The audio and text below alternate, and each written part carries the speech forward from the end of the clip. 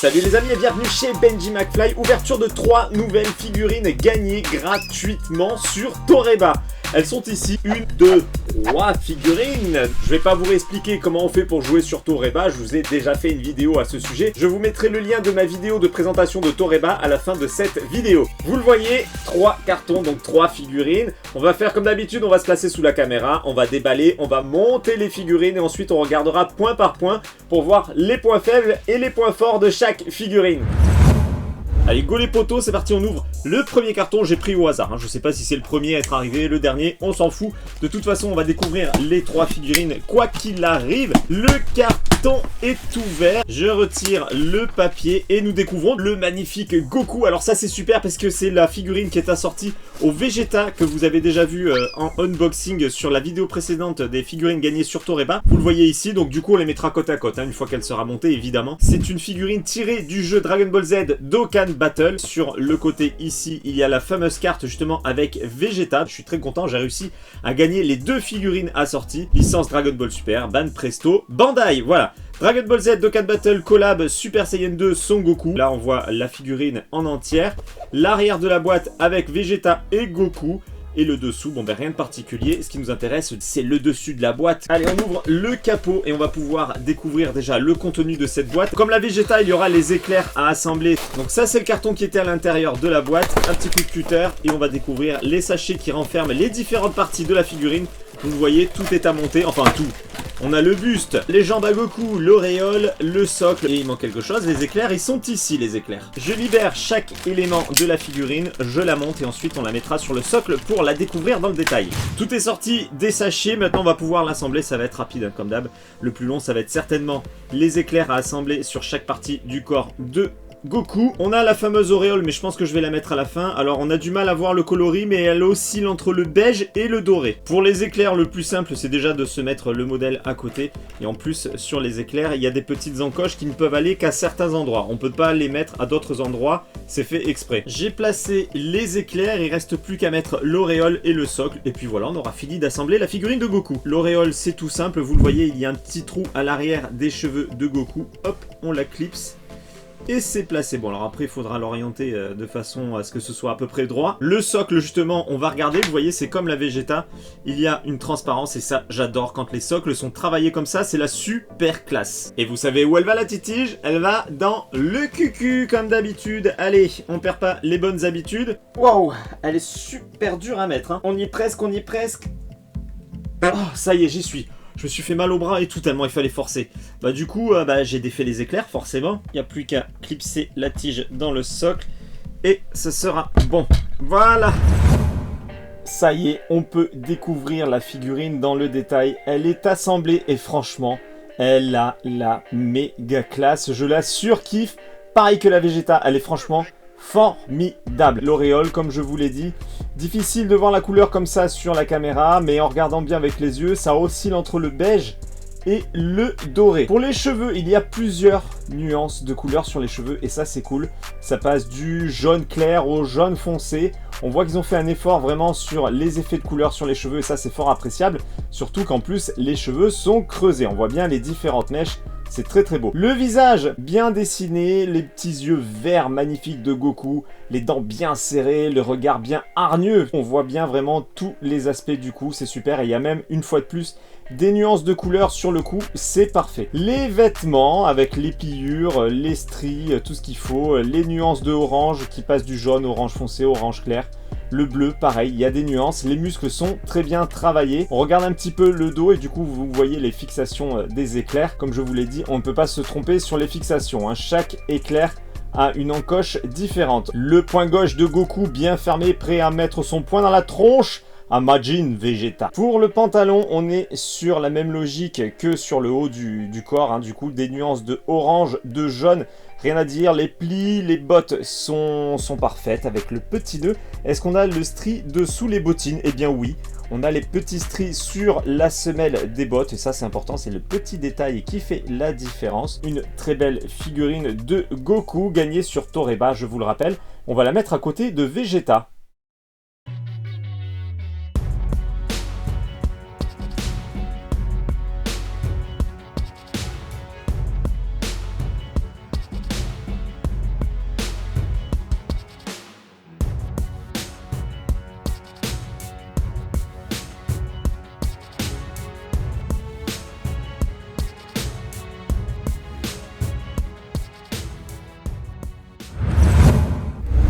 c'est parti, on découvre la seconde figurine qui est dans ce carton et il s'agit de Chilai de Dragon Ball Super.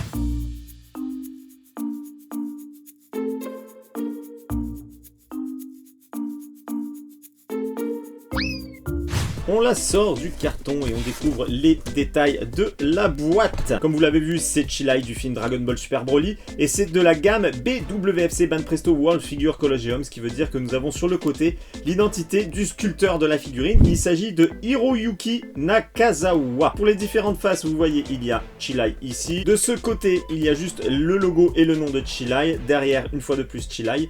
Et sur le dessus, nous allons pouvoir ouvrir la boîte, mais on va gagner un petit peu de temps. Je vais monter la figurine, on va regarder directement les détails. Bon, en fait, il n'y a rien à monter, il y a juste le pistolet à mettre dans la main de Chilai, c'est assez rapide, et ensuite il suffit de la fixer sur le socle. Pour le socle, justement, regardez, il est sculpté comme le socle de Goku, donc là ici nous avons le logo BWFC Banpresto World Figure Colosseum, et ça je vous l'ai déjà dit, je kiffe quand c'est comme ça. Du coup, il ne nous reste plus qu'à fixer les pieds de Chilai sur le socle, et on va pouvoir la découvrir.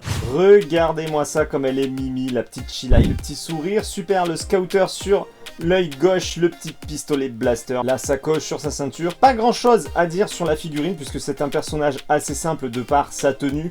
Il n'y a pas beaucoup de nuances à avoir, pas beaucoup de détails à avoir non plus. Bon allez les gars, si je dois lui trouver un petit défaut, elle a une jointure dans les cheveux. Voilà, je pense que ça s'arrête là. La figurine est super kawaii et j'ai envie de dire, c'est tout ce qui compte. Elle est vraiment très très sympa et je la mettrai à côté de son cher ami Broly.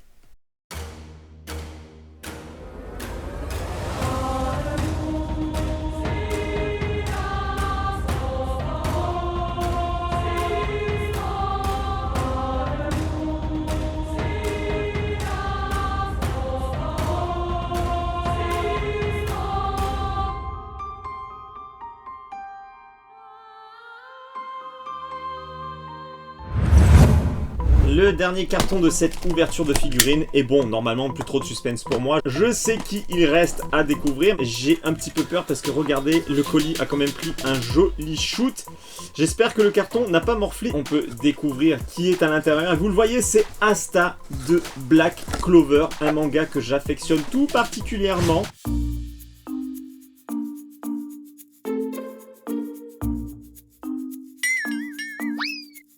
Sauf erreur de ma part, il me semble que c'est la toute première figurine à sortir de ce manga, donc là je suis plutôt content de la posséder. Vous le voyez sur le côté, elle existe en 2 versions, donc moi j'ai gagné cette version, j'essaierai de choper l'autre, hein, ça peut être intéressant d'avoir les 2 versions. Voilà les différentes faces de la boîte, et ça fait du bien de voir un petit peu autre chose que du Dragon Ball, des XF toujours de chez Banpresto Bandai. Petite parenthèse pour ceux qui aiment l'anime Black Clover, je vous invite à aller voir ma vidéo sur les cartes Black Clover japonaises. Je vous mettrai le lien des cartes Black Clover en fin de vidéo. Allez, comme d'habitude, on coupe les scotch et on va pouvoir découvrir le contenu de cette toute première figurine Black Clover. Alors surtout si je dis une connerie, si c'est pas la première, n'hésitez pas à le dire dans l'espace des commentaires. Hein.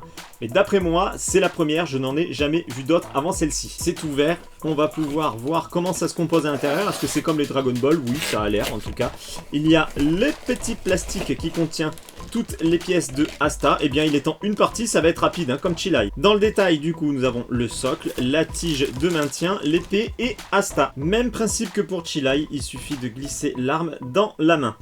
On place la tige dans l'endroit le plus stratégique du corps de Asta. Et dis donc, il se laisse pas faire, mais non plus, c'est plutôt difficile à insérer. J'ai bien galéré à insérer la tige dans le cul de Asta, franchement c'était super dur. Je le pose sur le socle et on regarde la figurine comme d'habitude.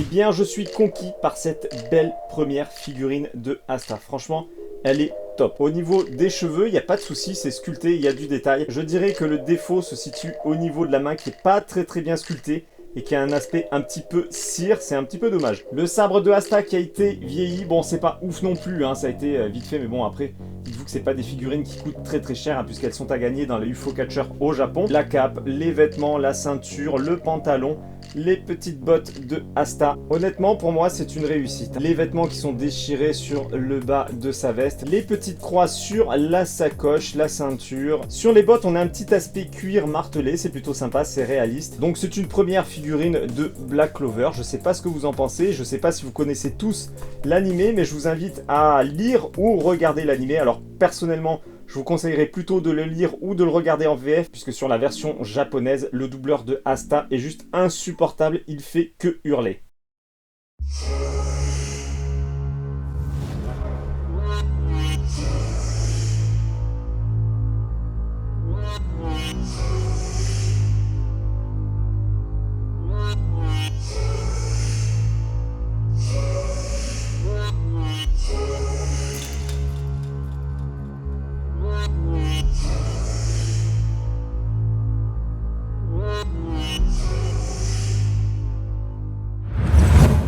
Et bien voilà, la découverte de ces 3 figurines gagnées sur Toreba est maintenant terminée.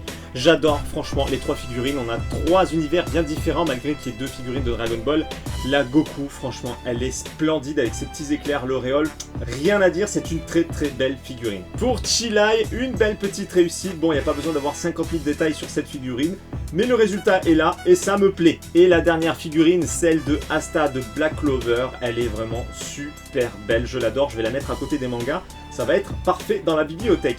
Allez, comme d'habitude les amis, on se retrouve dans l'espace des commentaires. J'ai hâte d'avoir vos avis sur ces 3 figurines. Pour ceux qui ne me suivent pas encore, c'est le moment de le faire sur YouTube et pensez bien à activer la cloche de notification pour être averti lorsque je publie une nouvelle vidéo et lorsque je passe en live. Vous pouvez également me rejoindre sur les réseaux sociaux, Facebook, Twitter, Instagram. Les liens sont dans la description en dessous de la vidéo et je vous dis à très bientôt pour une prochaine vidéo. Ciao les amis!